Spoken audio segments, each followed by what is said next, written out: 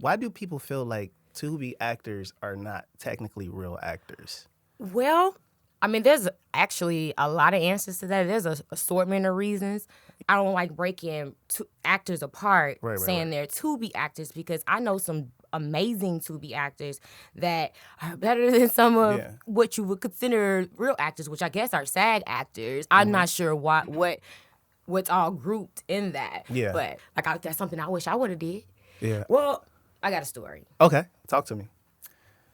And actually, no one knows this. Now that I think about it on a public level, my first time, it was art, and he made it art. Even when I look back at those scenes, I don't feel like I'm watching, soft porn. Yeah. It's not. It's art. And I did that movie, and it was one of the funnest movies I've ever done. Yeah. I'll say this. If you are an aspiring actor and you're looking for money, you're probably in the wrong lane. Mm-hmm. Ain't no money. I know an actress right now, she wants $10K to be seen in your movie. Just to be seen. Be seen in your movie. It was bizarre. I thought that. I was like, oh, Lord, she about to blacklist herself. Talking about $10,000. But no, she had to check me. There's a lot of people that probably won't work with me again because they probably feel like I was trying to be a diva on set, and it's just like, absolutely not. What up? I'm YoungBlaze. I'm a rapper, producer, and director, photographer, just all the way around creator. So what about you? You an actor, filmmaker, musician, someone who's creating or part of something amazing? Well, come meet people like you, where we take Chicago, Hollywood, and we meet up in the middle, and we get successful. So if somebody tell you switched up, acting different, acting brand new, nah. Just tell them I'm just acting Chicallywood.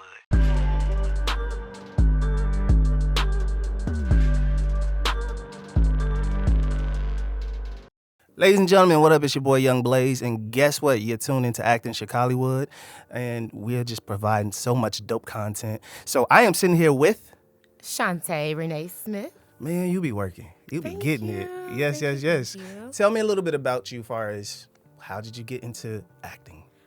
Well, I started off in background. Okay. And I don't think I wanted to be an actor at that point. You know, I was just trying to find an outlet, because I actually thought I wanted to do radio. I wanted to be a radio host at that time. So I would do background for fun. Okay. And one of the casting directors asked me had I done any stand-in work. And I'm going to be honest, I kind of lied and said I did. Okay. And so when she said, well, the next application opens up, apply. Okay. So I did. And I got an opportunity to do stand-in for Tiana. Yeah.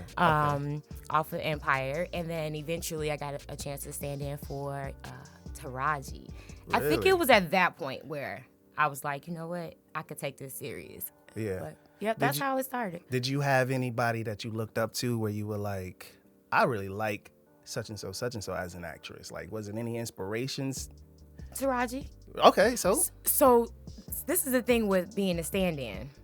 In Chicago, it's way different from other cities like Cali, Hollywood, or of course. Atlanta. Even Atlanta, like if you're a stand-in on their production, right, you need to know those lines. Yeah, you need to, because it's all about lighting and movement. They don't care about you as an actor. It's not you knowing how to act. You better know them lines, right. Or you better be able to time it. Yeah. And so that's what Chicago does. Chicago does the tapping on their foot, like you could time it. Okay, you could just time it. She was here at the counter, and then she said what she said. She did, and I know I tapped 10 times. Yeah, I tapped 10 times, and I just walked towards the bathroom. Yeah. So, but I use the time to actually act. So I would learn them lines. We only get 15 minutes, especially if you're standing.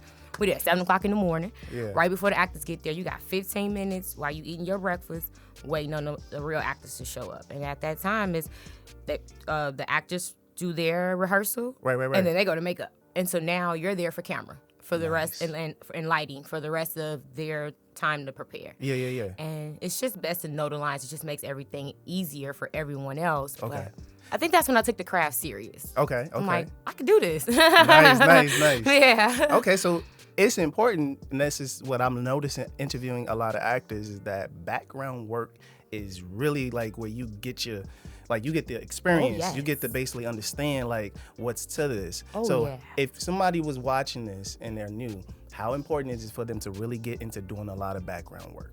Background is beneficial for anybody in filmmaking. Yeah. Whether you are an actor, whether you're a director, you're a writer, anything that it takes to build a production team, everyone can benefit because you get to see the professionals do it head on. Yeah. And then some people are blessed in Chicago and were able to work 5 days out of the week, whether it was a stand-in or a background. So that was their job. So you get to see this for 8 to 12 hours. You get to learn lighting. Okay. You get to learn, you know what I mean? The camera angles and the different equipments, you get to see what it really looks like to make a real Hollywood film. Yeah. So even if you don't want to act, you could, it's benefits in it. And if you do want to act, I mean, it's not like you're gonna get seen like, oh, she should be an actor, no. Yeah. But you get to watch the actors, especially from a stand-in's perspective. Like you're there on set as their quote unquote standing. I mean, for their what back in the day, what we used to call it back in the day? It wasn't stand-in, it was The extra understudy. Okay. Understudy. So that's not a thing anymore. Okay. They don't call it that anymore, but that's what a stand-in is in a sense, and that's because back in the day, your understudy studied what you did as to be you. In the case of, but you had to look like that person, everything, all of that was important. Okay. So, and then now it's just stand-ins because it's a little bit easier. Nice. So, convenient. So let me ask you this. So transitioning into getting background work, now you're getting into doing movies on your own. Yes, this is correct. How is that transition? So how does that feel now that you like kind of number one on that call sheet? What does that feel like now? Amazing. Yeah. Amazing. I mean, it was a struggle. It was a long walk, Yeah. Like, So let me ask you this. So like when you're doing the films now, like is it certain roles well, first of all, what are some films that people might have seen you in? well, my most popular movie is a movie called Diary of a Unicorn. That's where I have most of my fans that are not in Chicago. Okay. Yeah, so that's my most popular movie. It's a movie I shot out in Las Vegas by a director named Bobby Peoples and his wife, Renee Peoples. Okay. Yeah, that's my most popular movie. And then I have, my most recent is To Be Honest. To Be Honest. Yeah, that's by a company by Bray Films. Okay. Devon Bray. And also Vindictive.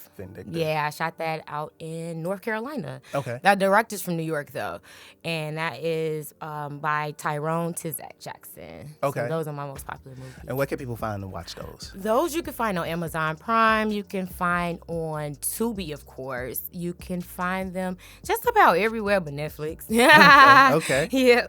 Okay, so let's segue into this particular conversation because I know you've already heard or know. Why do people feel like Tubi actors are not technically real actors? Well, I mean, there's actually a lot of answers to that. There's an assortment of reasons. Yeah. Some because they feel like the actors haven't trained, which is true. Okay. I cannot take that away from the quote-unquote real actors feeling that way about people who may consider themselves to be actors, Okay. And real quick, let me ask you, so what constitute from your perspective is like, okay, that person is not really a good actress or whatever? Is it because maybe you look at the character from a perspective of how you could have approached it? Or is it like, that it's not selling you to where you're a fan of them yet? One is, if you don't make me feel like it's believable, like it's going, it kind of takes away. I'm gonna know, like I can tell when you're trying to remember your lines. It's just like you're reading it. Because I'm an actor, you know what I mean. So I can tell you thinking about that next line versus performing. Yeah. In that given moment. Yeah. So that's why I say it's hard. Like that's why I don't like breaking actors apart, saying they're to be actors, because I know some amazing to be actors that are better than some of what you would consider real actors, which I guess are SAG actors. I'm not sure what's all grouped in that. Yeah. But I don't consider myself a Tubi actor. Yeah. But is all that of my movies are on Tubi. Right, but I guess the question is, if somebody is basically gaining a fan base, they gaining a presence, they making some money, is it a bad thing to be considered a Tubi actor? Because from my understanding, there's people making some bread. Yeah, and they're not gonna care. Yeah. That you call them a Tubi actor, Right. because they bank accounts is like what you say again? you know? Yeah, and you know what? I think it's kind of correlating to, so you have people who are really famous in Hollywood, but then out of nowhere came the YouTube stars, right? So the Hollywood actors and Hollywood people felt some type of way. So I feel like now Hollywood kind of feels some type of way about Tubi because Tubi is like its own lane, its own market. That's fact. So would you suggest if somebody's getting in this business, right? They're watching this and they're seeing the success that you have, but then somebody offers them a Tubi role. But then people are making fun of it because it's like, oh, that's Tubi. What is your advice? Is it like, no, man, get that, go out there, don't care what nobody say? Is that your perspective? Yes, absolutely. I feel like the best teacher is experience. Yeah. So if someone is shooting a movie and they just happen to be, their focus isn't necessarily the protocol way of how people in Hollywood go about doing movies, but they have a platform for you to be seen because no one will know you're an actor unless you're out here, you know? You could train 24 hours a day, but no one would know you're an actor unless you got something to show for it. So why not get the experience? Yeah. And at some point, as you grow and you become a stronger actor, back off just a little bit and then have a game plan. Yeah. You know, because Tubi ain't the end all be all. And I'm sure these actors that's making their bank feel the same way. They're now saying, hey, I'm ready for an agent. They're going to get agents because they're ready for Hollywood. You know, they've put in the work. That doesn't mean they're going to stop being on Tubi because they day rate get paid on Tubi. Yeah. So, I've seen some famous people in some Tubi movies, so that's why matter of fact, I've seen big budget movies on Tubi, but I don't know like how it works, but I mean, I'm pretty sure it has something to do with licensing and all that stuff like that, but it's like, my thing is, look, if you can entertain people, I don't care what platform it is, because I watch some entertaining stuff on YouTube, you know what I'm saying? So it's just like that's how I kind of came across your work, because I saw you in a bunch of stuff that was in some film festivals. I saw you on some stuff that was on social media. Nice. So that's why I was just like, okay, she seems like she's getting her tribe together. She's getting her fans, because you said you have a lot of people outside of Chicago that's been checking for you. Yes. So that's really important because you've kind of created your name. How do you go about basically now that you've done these Tubi movies and you're getting the experience, how do you now look for roles? How do you look for projects? Oh, well, I will say this. I have close to 28. I probably have well over there. I feel like I've been seeing 28 for a minute. So I haven't had an agent. Okay. So the way that I market myself, because that's all I did was market myself, was I post every day. I don't care if what I posted was deemed trash. If you know, like, I didn't care. I market myself, and I would follow every director, anybody in film production. I followed, I liked, I would comment, I would network. That was my form. That's what I use social media as my network outlet because that's all I had, and that's how I ended up getting a lot of my opportunities to get started. Yeah. The first movie I got picked for was actually out of Memphis by a director named Robert Parker. Okay. And I got my first opportunity out there, and I was on like payroll for about a year and a half once I started working with that guy out there. So, but that's what that's what networking online did. It opened up for me to be able to meet other people, and I realized like, oh wait, you know, it's another market outside of Chicago. So, but now I am focusing. I want to focus on my market here in Chicago. I don't want to be left out just because I'm out of state. So, I do work with a lot of great, dope directors here in Chicago too. You know, so can't leave them out the conversation. So it sounds like your networking skills is on point. Yes. You know, so being in this industry, would you say you're approachable? Because it's a little bit one of them things where sometimes people have to be, we live in this climate of where like things can be taken the wrong way. Like, how does one approach you to say, hey, I want you in my film? You know, because I think it's kind of, how can I put this? I want to make sure that women are comfortable to be in this business and be able to work. So some guys, you know, they're like, man, I don't know how to approach it because I don't want to come off like this or whatever. What is the best way to approach you as a woman to be like, hey, I want you in my project? Well, again, I haven't had an agent up until this point. So the best way to reach me is my DM, you know, because 9 times out of 10, director's not gonna have like your number or anything. So, or I leave my email on everything. My email as well as my number is on my IMDb. So technically, yes, somebody could contact me if they want to, and that's usually what happens. So I I'm an open book. Like if somebody called me about an opportunity, like, hey, tell me more about the role, you know? And if it's something that I am willing or open to doing at, you know, especially at this stage in my career, then it's a go. Let's go. So has it been some movies that you like, man, you know what? I could have did better.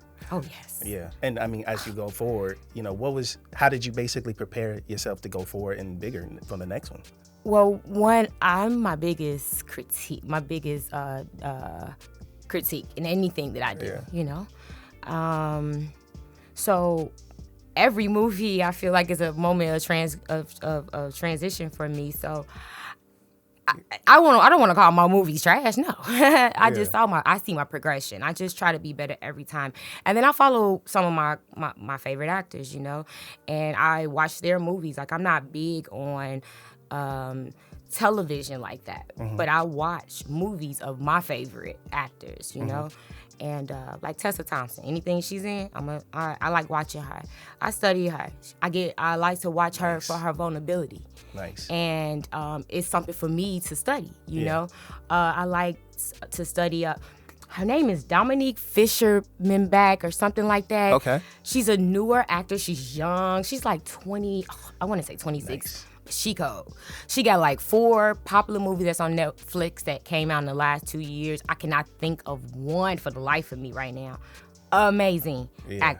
I mean, like the range is out this world. So so those are the people that I like to spend my time to study, so that I become a better actor. It allows for me to show my range, and so that's my new focus now. Yeah. Because what I want to avoid now is being typecast. So typecast is something that I've kind of heard is a little bit synonymous with this business, where sometimes if you kill the role too well, that's all you get, you know. And I think sometimes it's good for if a person is like, yo, I'm here to get the paper, you know what I'm saying? Or I'm comfortable with that, but I think sometimes people want to grow out of that. Yes. So how would you avoid being typecast? Well, I stick to my boundaries. So if I set a goal, which is something I did in 2024, I said that I've done so many of a certain genre movie, which was like be someone's girlfriend, a sexual insinuation. Yeah. I did that in Diary of a Unicorn, my most popular movie, you know. Okay. Like, I feel like I did that already, you know. Right, and people have seen that. A lot of my opportunities come from that movie, you know. So I just want people to know that I have other things to myself, and like I have range, and I can't wait till y'all see a movie by Will Gates out of Chicago. Shout out to Will Gates. Yeah, it's coming out soon. I think it's in post-production. It might already be done, to be honest with you, but it's called The Preacher's Truth. Okay. And that movie, people will get a chance to see my range. Yeah. People will see my growth in Sherelle Brown's movie too. Yeah. Auntie. Shout out to Sherelle Brown. Yes. Auntie. Yes. Yep, that should be coming out soon too. I saw that too. So shout out to Sherelle. I checked it out. I was like, man, like I said, you working. Yeah. That's why I was just like, man, like you're very consistent. Because you know, and you know, no disrespect to people that basically do a movie here and there, because life be lifing, right? Mm-hmm. How do you find time to be able to just say, yo, okay, I want to be in this, I want to be in that, and this, and that? Because you know, we're still at that level, or where it's like we're still trying to make this our full-time situation. So how do you balance life to be able to do all this? Well, I choose movies that I know that's gonna help my resume. Yeah. One at this time.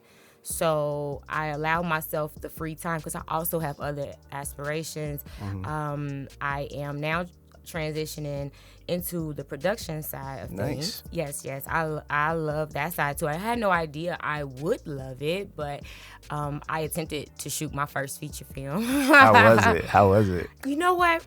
I know it was an amazing feeling. So I did 2 trips. Okay. 7 to 8 days of filming. Okay. We got 80% filmed, but unfortunately, that project has to be shelved. Yeah. But yeah, it's okay though. Yeah. It was a learning experience. Nice. It was a loss as well, but the learning experience is worth it because I taught myself something that I've seen happen. I watch my friends do it. Shout out to Sherelle Brown again. You know what I'm saying? I watch people around me who grew into these positions. So it was just like, yo, I could do this too. Yeah. So would I do it again? Absolutely. Yeah. Am I in a rush? No. because I love acting. That was cool, and and I will focus on that in some point because there's money in it, you know. But acting is my hobby. So how important is social media for actors? Because I notice sometimes actors, they're very creative when they get into the scene of, I'm about to get out here and get in this movie, and I'm about to basically do all these behind the scenes on my phone. But the thing is, it don't stop there, because now you got to figure out a way to promote it. You got to figure out a way to. So how important is social media when it comes to doing your projects? Social media is very important. Like, I know sometimes it can be a little discouraging. You post something and it only gets 2 likes. Right. You know, unless you got like a whole bunch of friends and stuff like that. But if people not really checking for all of the things that you working hard for, you're going to have strangers will. Right. But, you're going to experience that. So I think that's why a lot of people don't post their stuff as much. And if I can encourage them, you just do it. Yeah. Because you never know who's watching. You see the views, so don't pay attention to the likes. Yeah. And trust me, somebody has saved it, even if you can't see it like on Facebook and stuff. Like somebody has saved this to reference at a later date. So promote work and promote yourself. Yeah. And no matter how even if you're not a great actor, even if you got butterflies in your stomach right now as you're performing, still put your work out there. Put it in, Because what people like to see is you working. A lot of my opportunities came from work ethic. Yeah. Not because I auditioned and I nailed that audition. I was better than the other talent. Absolutely not. Yeah. There was way more better talent in the ruffle.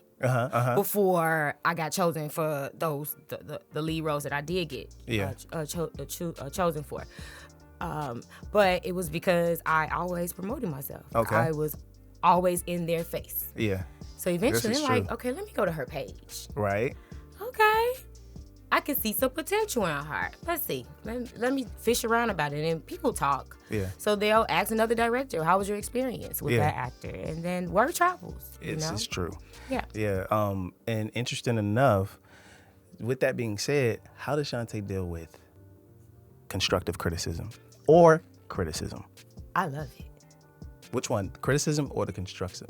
Both. Okay. Both. It gives me a chance to grow. So let me put you through a scenario, right? Somebody, and you see this so many times. Somebody watches your Tubi movie and they say, "Nah, that's trash. I don't like that." How do you basically deal with that, or you just ignore it? You say whatever. I would never approach it on social media. Yeah. And that's mainly because I have a brand. I'm building it. I don't have an agent. I don't have nobody to protect me. So I have to protect me in the best way that I can. So I'll let it be. Now, if we're in the Best of Tubi group and it's my peers and they going down the timeline, when I first started, I won't lie to you, I would comment back if people would say stuff about me. Oh my God. But I had to learn quickly. That was like 2022. I had to learn very quickly, like, okay, you're right. You should feel this way. Yeah. But everything don't need a response, Shanta. Yeah. Let the people have their opinion. They watched it, right? Right. They remember your face, so the next time they watch your movie, they're going to be like, that's the girl from that other movie. Remember Diary of a Unicorn? Yeah. And so word travels, and that I'm building a brand. So I wouldn't give it too much energy on the internet. I feel you. And it's great that you spoke on brand. What would you say your brand is? I'll give you an example. For example, if I tell you right now, Kevin Hart is going to do a movie, without even seeing it, we can automatically just imagine that it's going to be like funny, kind of goofy little movie or whatever. It's gonna be great, but it's gonna probably be him doing some type of comedy or something physical of that sort. So we know his brand. So The Rock, if I know for a fact I want to get somebody beating up a bunch of people, all this other stuff like that, we know that brand instantly. So would you say your brand is mostly kind of like right now, you have this kind of like elegant, I'm just like kind of elegant, or I'm kind of like I'm popping off, like I would like to say that I would like to think that I show a little range. Like I've allowed people to see me be a softer Shanta. Like technically when I talk, I'm very direct. Yeah.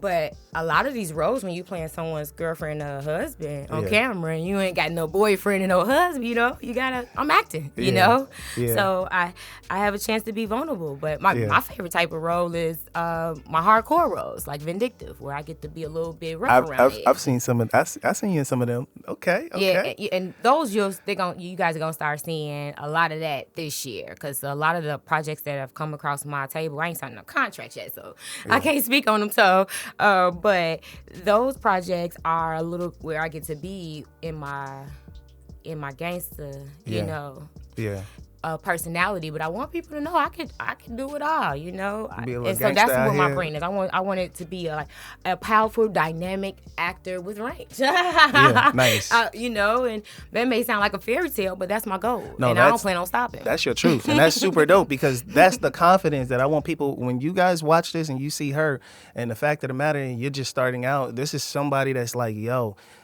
that confidence is key. You know what I'm saying? Because let's be realistic, like, nobody wants to work with somebody that doesn't feel like they can do it. Yeah. Because that's not a fun story to even talk about. Like, yeah, I did this film, but I wasn't too confident about it. Nobody even wants to hear that. You can see it on camera, too. Yeah. When an actor isn't confident, you can see it. Mm-hmm. The other people in that scene outshine them. Mm. And that's how but it gives you a chance to grow. I've been that person. Antoine Goldmeyer is the first person that ever found me on an Empire set. So being background, I wasn't even standing. Oh no, I had just started my first year of standing in. So I was in front of the background. This gave him a chance to see me. Okay. And he was a director. So let me ask you this. How important is IMDb credit? Oh my God, very much. That's your resume. Yeah. If someone was to Google you, that's the first thing that'll pop up if you have one. Yeah. So if you're gonna pay for anything, pay for that. Yeah. If Actors Access, those type of sites, I actually don't have one, and I'm a fool to not have one. IMDb or Actors Access. Okay. Oh, okay. IMDb, of course, I have that. That's my official resume. That's how people find me. Gotcha. From my IMDb, but Actors Access is like equally the same. Like those casting sites, a lot of these opportunities that I'm privy to, you find them on there. I had no idea. Really? Because I'm still learning. So yeah, IMDb is extremely important. Very much. And Actors Access. That's one of a few. Yeah. But that one is the one that I always hear amongst people that find really good opportunities where they're getting paid. Yeah. So So is it anybody can just join, or is it a situation where like you got to put in some work and then you can join? Mm-hmm. Yeah. Anybody can join, just got to pay. Yeah. It's a good place for you as a director too. Yeah, to work with a lot more. Mm-hmm. Okay, that's super dope. Yeah, actors from all over the world that's gonna submit to you. See, this is what I'm talking about. We getting some information. See, this is what's about on Acting Chicallywood. She dropping them jewels. Mm-hmm. And I think from your angle, you'll be able to even pin it down to what you're looking for, and you can find them. You can shoot those actors emails straight from there, and that's the best place to have a professional conversation. Going back to what you said earlier. Okay. That's the best place to have it's not the same as like sending somebody a message on Facebook. Like, yeah, that could be a little, that there's a thin line there. Yeah. You know? So I get it especially from a male director's perspective. Okay. Yeah. So let me ask you this. So my next question for you is, how do you navigate this business, man? Being a woman, you know, how do you deal with the hate? How do you deal with jealousy? It could be a headache, but I use it as inspiration. Yeah. Like, you hate on me, I'm gonna give you some more to hate on. You know, like that's the only thing I know. Like, like your success kills them. Yeah, like that's the best thing to do. Like, just make me want to work harder. Yeah. Like, okay, well, that's about the question with the critique. Like, I like the constructive criticism. Like, tell me. Even if I think that it's a little cap, I want you to tell me, because I promise you I'm going to overanalyze whatever it is you told me that I needed to pay attention to. Let me watch this back. And eventually, it's going to set in for me, because I've watched scenes of mine that I've loved on a Monday. Mm-hmm. And then 2 Mondays later, I looked at that same scene and was just like, I could have did that a little bit better. That's growth. Yeah. And that comes from experience. That's why I love being in front of the camera. Like, I want people to pay my day rate. Don't get me wrong, because I feel like I've put enough time. I've worked I'm going into my 6th year right now. Yeah. And I've put in a lot of work. However, I don't always charge people to work, especially in this city. Yeah. If we have a relationship, Right. there's our directors in this city, you know, they can call me in the middle of the night. Hey, I need you on set tomorrow at 2 p.m. You be there. If I ain't got nothing to do, you think I'm not? Yeah. I'm there. Yeah. I'm there. Because what else was I going to do? Yeah. You know, like, this is what I love. And I want to do it every day of my life if it's up to me. What is something that you would basically say, man, I wish I could have did this sooner because you know so much now? You know what I'm saying? What would be something that you would tell yourself back then to be able to expedite the process? Would it be like, you know what? Start doing these type of films first, or it doesn't matter, just go through the whole process? Well, see, my story is a little unique, I feel like, because I got started in the Tubi gold mine phase. Okay. You know what I mean? So this may not come around for the next actor. So I don't think following my protocol would be the best. It has its advantages. Yeah. If you go this route. Okay. If you want to be seen quicker. Right, you know? right. But I'm going to tell you to train. Take classes, especially if you don't know if you can act, you know? Why not? Take a class. Yeah. Find out, you know? And allow yourself to grow. And then after that, I say do theater. Like, that's something I wish I would have did. Yeah. Well, I got a story. Okay. Talk to me. And actually, no one knows this. Now that I think about it on a public level, my first time doing a play was actually right after I graduated from college, 2011. I graduated from college, well, sort of after. I graduated 2009, December 2009, but this was 2011. Okay. I met a group of young ladies who were into like spirituality, and I was just getting into it, and I wanted to know more about them because they were so intriguing to me, you know? So I would spend a lot of time with them, and they came up with this idea like, yo, let's do a play. It's called The Vagina Monologues. And this was a majority black cast, which made it even more funny because, you know, she isn't, you know? So anyways, it was so fun. Don't get me wrong. Like, I enjoyed every moment of that. Even the butterflies on stage. Because the thing with theater is there are no second chances. It's one and done, baby. Yeah. You better get it right the first time. Right. So, which is why I say this is a great way to get some experience. Yeah. Because Shanta Renee Smith, after that performance was over, I'm like, oh no, I don't want to be an actor. And I never looked back. Acting found me, okay? It came back. It was just like, no, there's other sides to acting, and you'll end up liking theater. Just come on back over here. You know, I thought I wanted to be a radio host. Yeah. So was it a little bit more jarring when you was doing the theater? Like was it like the nerves? Was just nerves? Absolutely. Yeah. When I'm on set, I don't see anybody. Once I hear action, I don't see the cameras. I don't see the light. All I see is the person I'm talking to. Or if I'm talking to myself, I'm just looking off in space. Nobody's there with me. This is just what I created in my head so that I could perform. Yeah. That way, I'm not thinking about my lines and focused on, am I doing this right? You know, I'm just off in space like I'm alone in my own house. Yeah. That's how I treat a set. Yeah. Because that show was about to ask, like, so how do you prep? So somebody comes with a script or they come with something, and how do you just say, what is your method to be able to nail this character? That's a good question. Vindictive. That movie was given to me the night before production. Oh, wow. It was a lead movie of a script with 87 to 100 pages, of which I needed to know lines for 70 pages of that. Wow. All I did, honestly, was study. I had to read the script like a book. Okay. For that flight. Graciously, I had the flight to have to go over lines. And then I get there and I had a couple hours before everybody wanted to go to sleep at the Airbnb to study with the mates that I had around me so that we can get some type of practice in. But I'll say this. I don't focus on lines at this point in my career. Okay. I focus on chemistry.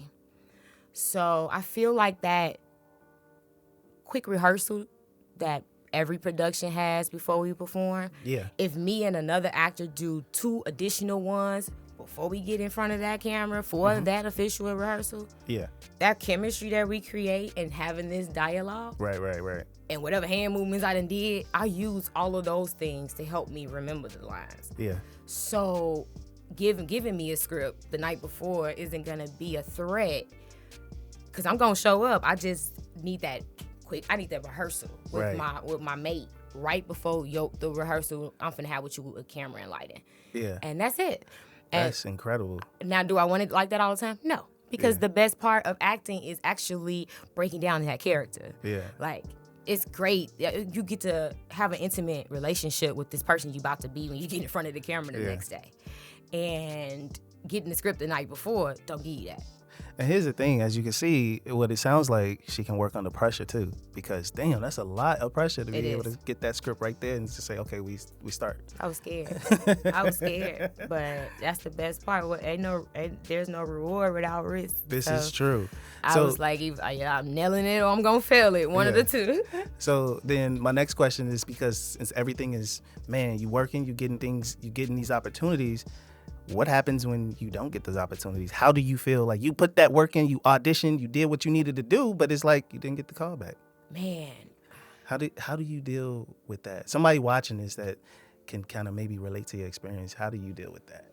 Well, if I don't get a call back or I didn't get the role that I auditioned for, I always remind myself that I just probably didn't fit what they were looking for. It doesn't take away from my talent, and it doesn't mean that my growth isn't what I think my growth is. They had a particular look, sound, and persona that they were looking for. And in that audition submission, they got that from character number 2. Okay. Not me, you know? And so I just have to, I have to swallow my pride, because what I might have done was spark an interest in that director's head for the next movie. Like, man, she was dope. Yeah. So, wife, we finna write this movie, and then next thing I know, 2 months later, I got a phone call. You know, that's why you can't take it personal. Yeah. You can't take it personal, like, and then it just give you a chance to use that also as fuel to become better. It makes you want to train, whether it's in a classroom, book form, book style, and practicing with people you know in the classroom. That, because I know people that do a phenomenal job from that aspect. You know. But you also get an even better job with work, especially when you expand, when you get to work with other people. Like, the best advice I can give somebody, if you're in a room and the actor that's in the room, you know it's better than you, use that as a chance to meet their temperature. Like, meet their tempo, know your character. But if they shine, you can shine too. You just got to meet them at their temperature. Yeah. Just remember your character. Gotcha. Yeah, like, a movie I did, Afghanistan. That was out in Memphis by a director named Cremain. Okay. And he's a rapper. Okay. Yeah, Cremain out of Memphis. So in that movie, I played a dope fiend, and one of the biggest, and I would never call him a Tubi actor because he's freaking phenomenal. Yeah. But Tubi has created a lane for him where he's like one of the top male actors. Kamal Hassan. He was the person I was coming to see. Yeah. In one of the scenes, and he's amazing, you know. And I ain't never played a dope fiend before, you know. So I'm like, okay, so let's see how this gonna go. But I mean, I'm from the street, you know, the hoods. I'm from the hundreds in Chicago, so shout out to the I hundreds. see it every day. So, you know, I just knew how to tap in, you know, scratch my face a little bit, get a little to the character. But it was meeting his tempo that made that scene so strong. Like, it's literally one of my favorite scenes to watch because it was like I did that, you know. And what's the name of this movie? It's called Afghanistan. So like Afghanistan. Oh wow. Because they from Memphis. Yeah. And that's on Tubi? Yeah. Okay, I'll check it out. Yeah. So is it certain roles that you're like, man, I ain't doing that? Is it certain things that you have restrictions on? Or because some people are like, no, I do it all because it's art. You know what I'm saying? But some actors some actors still have their own internal compass of what they should or should not do? They should. Yeah. They absolutely should. When I got into the business, I was just very open and ready for whatever opportunities came across my desk. So as long as I was comfortable for the scene, I would do it. So for example, when I got presented with the and I auditioned for this role. So I knew what I was getting into. Right. I read the synopsis. I knew it was going to be a sexually insinuated movie, but I didn't care, you know. And I did that movie, and it was one of the funnest movies I've ever done. Yeah. And so Bobby Peoples could forever call me, you know, for a role because it was art. It was art, and he made it art. Even when I look back at those things, I don't feel like I'm watching, you know, like soft porn. Yeah. It's not. It's art. You know what I mean? And for the theme of that movie, is that a role that I'm open to accepting from any director at this point? No. I have found myself having to turn down some roles that I really wanted to do. I want to work. It's some directors I want to work with in Chicago. I had one just recently. I've been looking forward to an opportunity with working with him. But the scene that he presented to me, he hit me up like, "Hey, I got a role in mind for you." I said, "Cool, send me the script." I look over the script, and it was a sexually insinuated role, and I'm like, "Man, I don't want to tell you no, but I got to," and that's because I'm building a brand. And I want people to know that there's more to me. No one has ever seen me be a nurse. So guess what y'all about to see? Me be a nurse very soon. You know, like I want people to know that I can cry on cue. So guess what? I was Y'all just about about to to see that. me cry on cue. I was just about to ask that, like, how, like, you know, can you cry on cue? Because I know that's a little hard. Oh, yes. Yeah. Yes. Okay. It took a while for that, though. Yeah. I think I had to lose a lot in life, personally. So, and Will Gates is the one who taught me what I was doing because he watched me do it on his set one day. He's like, "Oh, shoot, you a method actor." And I guess that was my method. I just allow for myself to go there. You know, I go to that time and I stay there. And honestly, I don't want nobody talking to me when I'm doing that. You know, one of my favorite male actors is from Empire. He was actually my favorite. Like, female-wise, Taraji, all day long. Yeah. Male-wise, he played Andre in Empire. So you had Jesse Smollett, you had young boy, Hakeem, and then you had the other brother. And forgive me, because I have not watched Empire. I know. Oh, it's okay. Don't Okay. tell nobody. Well, let me tell you what was amazing about him when he's in character. And Taraji was like this too, but she had security, so you couldn't come talk to her. She was able to stay in character. Yeah. But not to say that Andre didn't. It's just that he didn't need it. He didn't mind being on set around the stand-ins and all the rest of the production, and you just saw him off in the corner talking to himself. And he was in that character, and out of respect, I would just watch and admire the fact that this was what a person would do. And I found myself doing that same thing. And especially in those moments. I don't want you talking to me. Don't make me laugh, because now you're taking me out of character. So it's like, I like to stay away. And that's really on set, period. I don't like sitting around on set around people, especially if I am doing sad scenes. Where I really have to tap in. Like, I need to be alone to myself. Call me when it's time to do my scene. And so that way, when I come in, we ready to go. Yeah. Just got, as long as camera and lighting ready. That sounds like set etiquette, though. Like, we're like, you know, hey, put your phone down. We're, you know, stop trying to bother people. You know, we're trying to work, you know, appreciate the moment, you know, versus... I mean, that just sounds like set etiquette, you know, like, man, respect everybody's space to be able to make sure that, like, hey, I mean, it's cool, like, unless it's like you have that type of chemistry, but at the same time, it's like, yo, we got to get prepared. We about to do this really, really dark role, or we about to do this role that's going to put me in this mindset that I need to focus on, you know, so, yeah. If I can say something interesting. Tell me. Independent filmmaking is literally its own lane, and it's so different from Hollywood production. When you go on an independent set, you're all together. There may be a waiting room if you're lucky.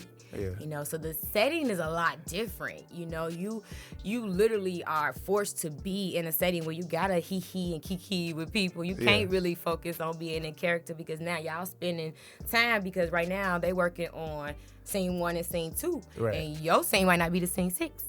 So you just sitting there because your call time was at 8 a.m. like everybody else's. So it's different, independent world. Like it's not like Hollywood. You know, Hollywood is structured, it's organized, they got a schedule. Everything is kind of like a moving train. There's no time for downtime when it comes to that, right? Like in Hollywood, it's like, yo, you have to, It's no such. We got to get it going. Yeah, and then there's a waiting room for your downtime. You know, if you on set and there's probably food and things, and not to say that that's not on an independent set. It's just a little bit different. And I will also add this: Chicago is a lot different from most cities. Yes, it is. Chicago is the closest that I've experienced to the Hollywood structure. Really? We try to do it. Yeah. If you get lucky to, I work with people like Sherelle Brown and Will Gates, you know, like, and being on they sets, they respect, they have a structure, or they are organized, you know, that everything is cohesive. You're not going to experience that on every set, but that's no knock to them either. We all got to start somewhere. Right. You know? But it's just, it's a little bit different, I feel like. It's not like a Hollywood set, you know? So let me ask you this. So seeing that you're from Chicago, right? What you said, the Hundreds, right? You grew up in the Hundreds? Yeah. How has just this city has like molded you as far as your character and personality into just who you are to be able to be structured for this industry?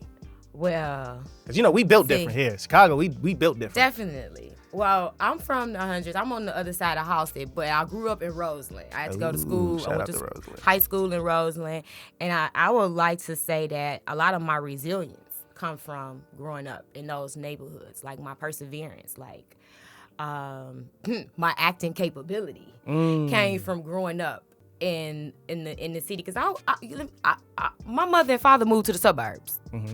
I am from Hazel Crest, okay? If you by paper, I am from Hazel Crest. But if I would have went to school in Hazel Crest, in Hazel Crest, I would have to go to Hillcrest, and my mom went with that. So she everything was through my grandmother's address in the city. Right.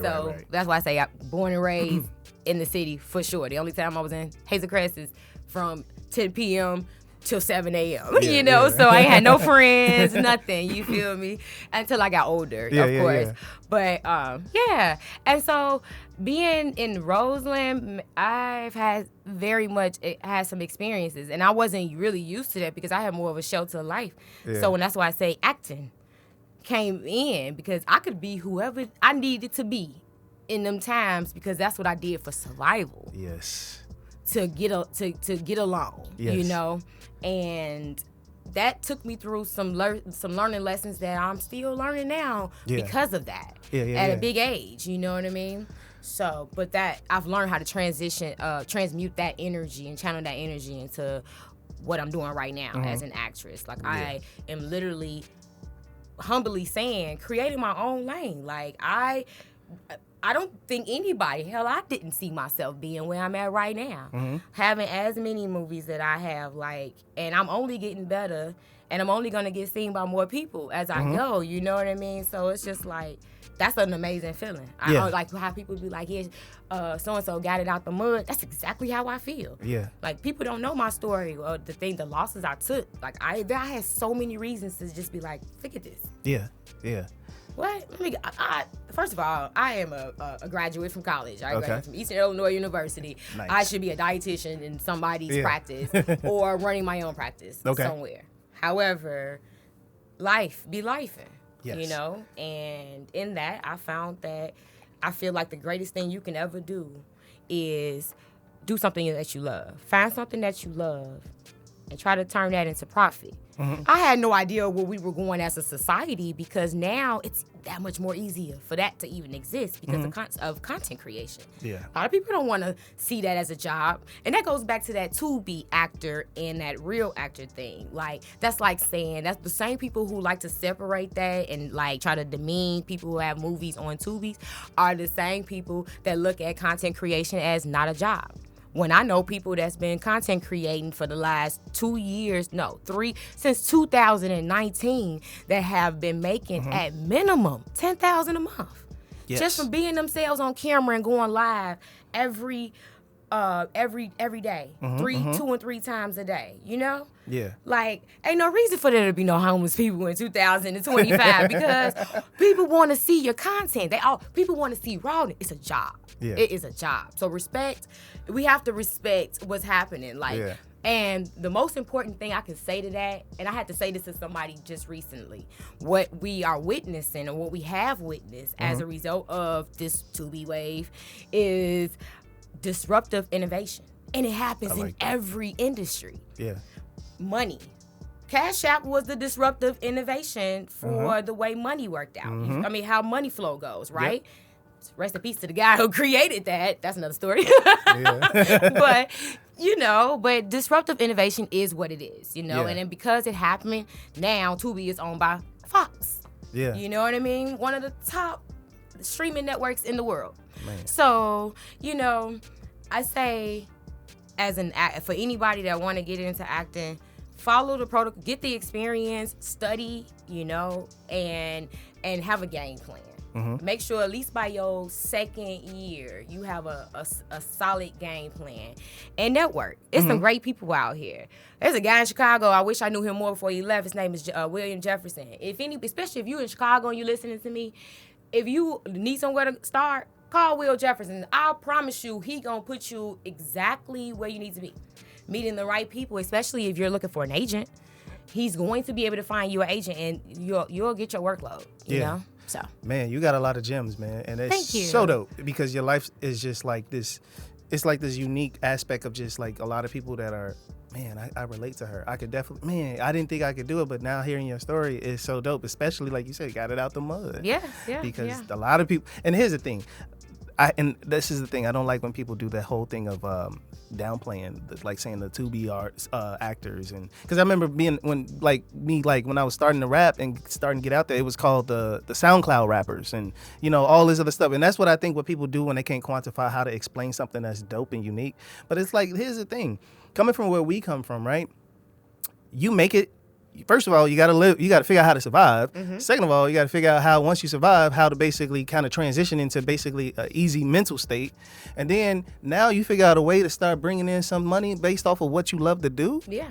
It's like, man, you can classify however you want it, but it's like that person's winning. Yeah. So it's like, who are you to basically sit up there and basically downplay somebody when that person, you don't know their struggle. Like, you don't know. The fact of the matter is, like, they couldn't figure out what they were going to eat, how they was going to get some money, how they was going to basically take care of their kids or whatever. And then the fact that they are on a Tubi movie or whatever the case may be, and they got some bread or whatever the case, I'm pretty sure they can care less about all the negative connotations that come with that. Exactly.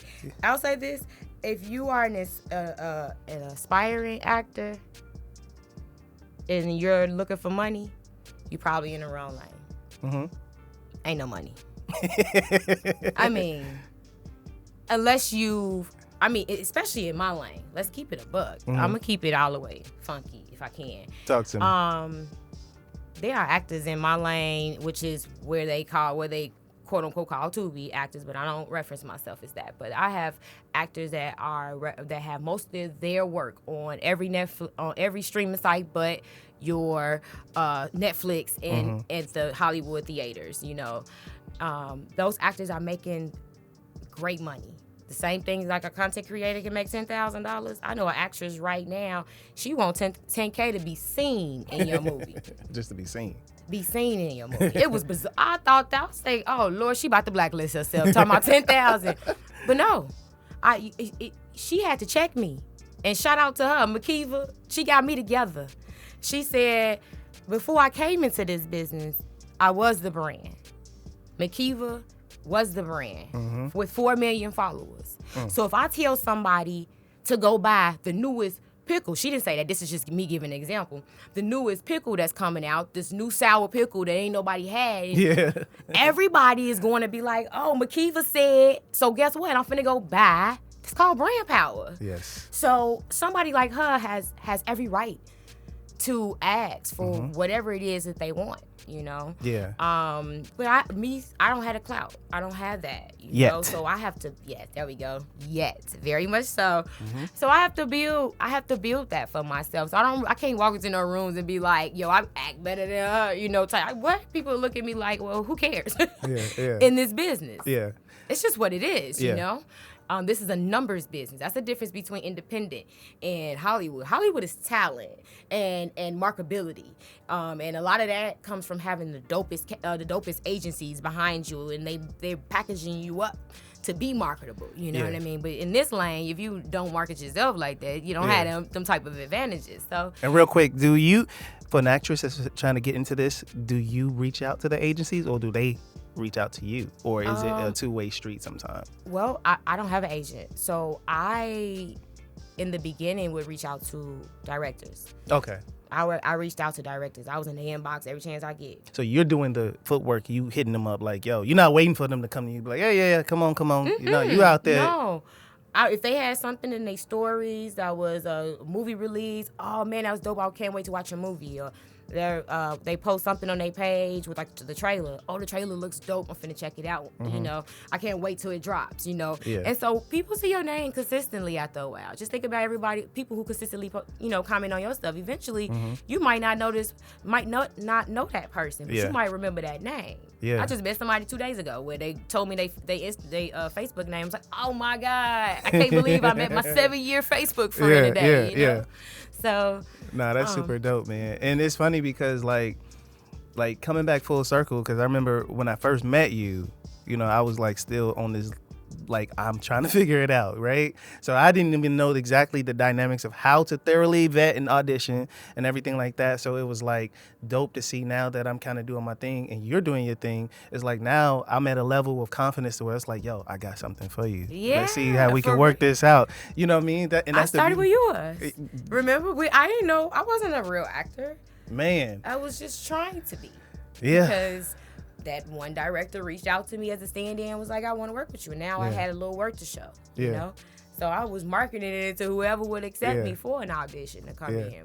And it's dope. I didn't have that confidence. And it's dope because I actually did that with somebody recently in my film where I happened to see that they was getting it popping on. They had a YouTube video go viral for like, they wasn't even trying to make it go viral. And next thing you know, it was just like they started being in a situation to where they getting all these hits and views. But as I interacted with them, I was like, yo, you kind of got like star quality. And they was looking at me like, what that mean?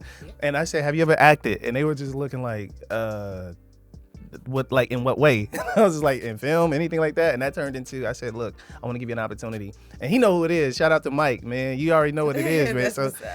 So I put him in my film, In a World. That's going to be coming out soon. But anyway, I put him in there. Michael Hamilton? Nah, he's somebody, like, he has nothing to do with film at all. Mike Robinson, that's his name. But he has, like, he's just one of the guys, like, I met him at a gym, like I said, but I saw he had a video that went viral. And to put context to it, it's a video that went viral because it was an old lady that was coming to his house, and his doorbell captured it. And she was mad because she wanted him to turn his lights off or something like that. And she was so mean. And you would thought that he was about to be so mean back to her, but he was like, hey, all right, tell you what, I'm going to turn them off for tonight. But here's the thing, you know what I'm saying? Like, what's going on with you? Like, like, are you lonely? Like, you want to sit down and drink some wine? Like, and then the older lady, she started kind of like a little bit crying, like, I'm sorry, I didn't mean to be mean and all this stuff. And because he showed so much compassion, you know what I'm saying? He didn't snap on her. The video went viral, got all over the news and everything like that. So when I ran into him at the gym, I was like, yo, what's up, bro? You do it in video and this, that. But his personality and his charisma, I was like, dude, you could possibly, I think you could do this. And that's the one thing as being a director, to be able to look at individuals and be able to say, oh, it's almost like a psychological test, and be able to be a therapist a little bit, because I'm able to sit back and say, yep, you'll be good for this. And sure enough, he was, man. So when it comes out, I hope you guys see it. You guys don't know what I'm talking about, because it's going to be this nice ass Jeep that's in this movie. So y'all going to see it. So yeah. A lot of my opportunities come from that. Like someone seeing me as, like I like to reference, as their muse, like as a source of inspiration, in a sense, like, to create actors for, and from seeing my work, at least that's where I'm at this point. Like, don't get me wrong, I'd be capping if I say I didn't audition. No, I love acting. I'm always auditioning. However, I get people that come to me for opportunities, mainly out of state. Sometimes it's becoming more popular in Chicago, but I feel like that didn't happen until I got celebrated outside of my city. I hate to say it. It'd be like that. But I really hate that statistic is true, but I had to experience it to see, like, they ain't just saying that for no reason. That's why I say keep going as an actor too. Like, don't worry about not having that support behind you as you're on your grind, because I promise you, your tribe is going to find you. And so that's what ended up happening a lot of these times with these directors. They see me and they're like, oh yeah, I can use her as a muse. And then next thing you know, we got 3, 4, 5 movies together, and history began, the history get written. So have you ever thought about doing modeling, doing music videos? Have you ever thought about doing that? No, not. I do photos for my camera guy that I have. I got my own camera guy. So it's funny because I was just gonna ask, like, who takes your pictures? Because you take some really, really, really nice pictures. Because I'll be on social media and then it pop up and it be like, yep, this is a nice picture. You know what I'm saying? You be getting a lot of engagement too. So who does your pictures? Map Production. That is my camera crew. That's who I shot that feature film with, and that we still have that footage, you know. But yeah, Map Production. They take all my pictures. So that's the only time that I like model per se. I've had other cameramen reach out to me to take pictures, and I'm open to it. You know, I'm just not really good at posing. So unless that's your thing, you know, then okay. You know, you're gonna teach me, then fine. But that's not really my area. Music videos though. I actually just wrote a treatment. Well, the treatment is a combination of Dre Spraggs from Map. That's who owns Map Production.